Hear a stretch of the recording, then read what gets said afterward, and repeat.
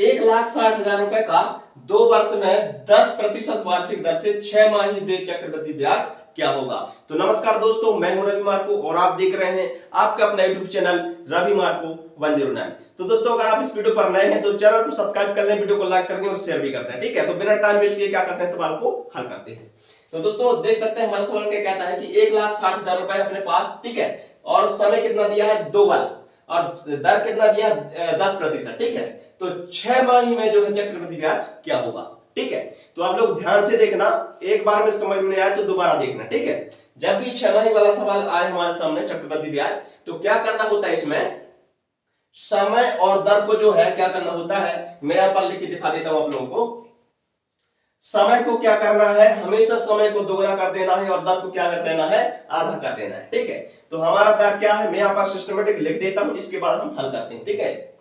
हमारा मूलधन क्या है, यहां पर लिख लेता हूं, मूलधन बराबर 1,60,000 रुपए, ठीक है। और हमारा समय कितना है, यहां पर लिख लेते हैं, समय बराबर 2 वर्ष, ठीक है। दर कितना है, आप कहेंगे दर बराबर 10%, ठीक है। निकालना क्या है, 6 माही चक्रवृद्धि ब्याज, ठीक है। यहां लिख देते हैं 6 माही चक्र वृद्धि ब्याज, ठीक है। तो क्या करते हैं, इसमें हमें सबसे पहले क्या करना है, ये जो दर दिया है ना, इसको क्या कर देना है, आधा कर देना है, ठीक है। तो हमारा कितना दिया है यहाँ 10%, ठीक है। तो क्या कर देना है, इसको आधा कर देना है। आधा करें तो कितना होगा, 5 होगा, ठीक है। अब क्या करना है, हमारा जो समय दिया है ना, इसको क्या कर देना है, डबल कर देना है, ठीक है। तो हमारा समय क्या है, 2 वर्ष है। 2 वर्ष को क्या करना है, डबल करना है। तो डबल करेंगे तो क्या करेंगे, तो उसे गुणा करेंगे, ठीक है। गुणा करेंगे तो क्या होगा, 4 होगा। अभी 4 क्या है, वर्ष है, ठीक है,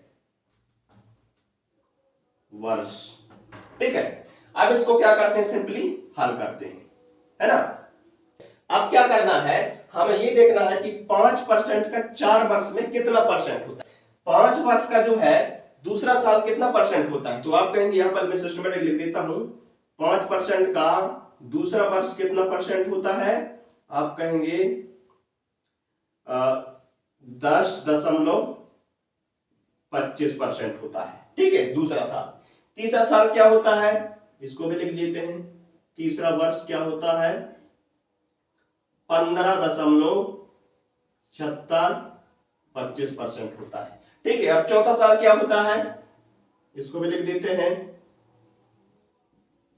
चौथा वर्ष होता है 21.550625% होता है। इनको याद कर लेना है। 5% का दूसरे साल में कितना परसेंट होता है, 10.25% होता है। तीसरे साल कितना होता है, 15.7625, ठीक है। और चौथे साल में 21.550625% होता है, ठीक है। इनको याद कर लेना। अगर ये आप लोगों को याद है तो कितना भी बड़ा इस तरह के सवाल आ जाए आप आराम से कर सकते हैं। इसके बाद क्या करते हैं, हम सवाल को हल करते हैं, है ना। तो हमारा मूलधन क्या है, हमारा मूलधन है 1,60,000, ठीक है, गुणे दर कितना है, दर है आप लोगों को पता है मैंने कि 4 वर्ष का निकालना है, ठीक है। तो 4 वर्ष का जो है 5% का कितना परसेंट होता है, 21.550625%, ठीक है। तो यहां पर लिख देते हैं 21.550625, ठीक है।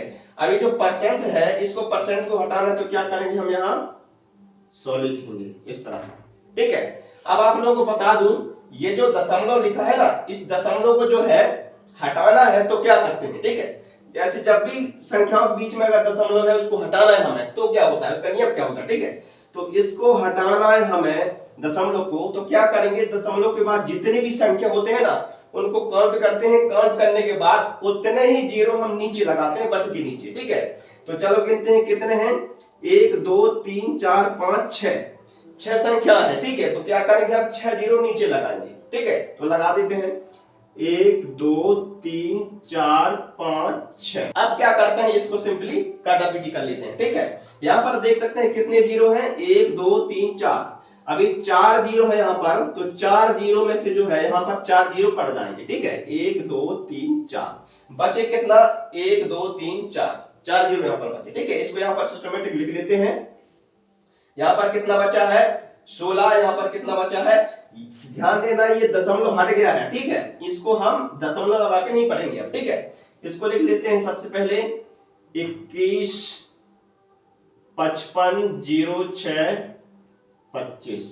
ठीक है, इसके बाद गुणा का चिन्ह लगाते हैं। बचा यहाँ क्या है, 16, तो 16 के लिख देते हैं यहाँ पर। ठीक है, और यहाँ पर क्या बचा है, 10,000 बचा है। ठीक है, इस तरह आप क्या करते हैं, इनका गुणा भाग कर लेते हैं। ठीक है ना, तो सबसे पहले क्या करते हैं, हम गुणा करते हैं। ठीक है, तो 16 पंची कितना होता है, 16 पंची होता है 80। ठीक है, 16 पंचे 80, तो 80 का जो है हम क्या करेंगे, जीरो ही रखेंगे। 8 हमारा क्या रह जाएगा, कैरी रह जाएगा।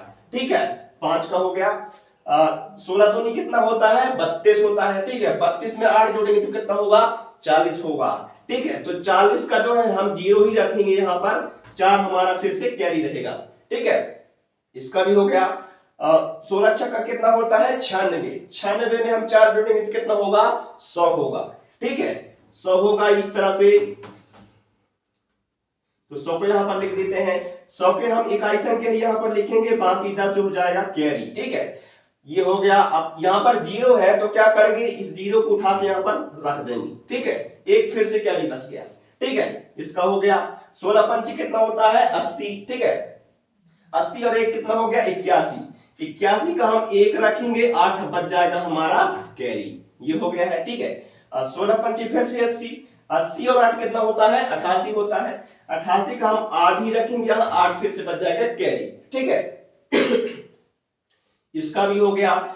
16 एकम 16, 16 और 8 कितना होता है, 24। ठीक है, तो 24 का हम 4 ही लिखेंगे और 2 हमारा बच जाएगा कैरी। ठीक है, ये हो गया। अब 16 दूनी कितना होता है, 32। 32 और 2 कितना होगा, 34। ठीक है, अब 34 को यहाँ पर हम पूरा लिख देंगे क्योंकि यहाँ संख्या आगे नहीं है। ठीक है, इनका हो गया है।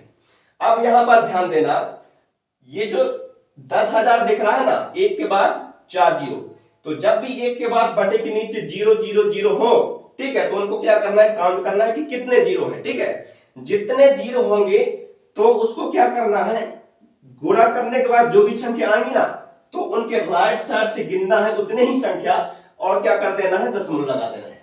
ठीक है, कैसे, जैसे कि यहाँ पर कितने जीरो है, 4। ठीक है, 1 2 3 4, तो 4 जीरो यहाँ है, तो यहाँ भी 4 अंकों के बाद क्या कर देना है, दशमलव लगा देना है। ठीक है, तो 4 जीरो यहाँ है, तो यहाँ पर गिनते हैं 4, 1 2 3 4। ठीक है, 4 अंकों के बाद क्या करना है, दशमलव इस तरह से लगा देना है। तो यही है हमारा क्या आंसर। ठीक है, क्या है, 34,481।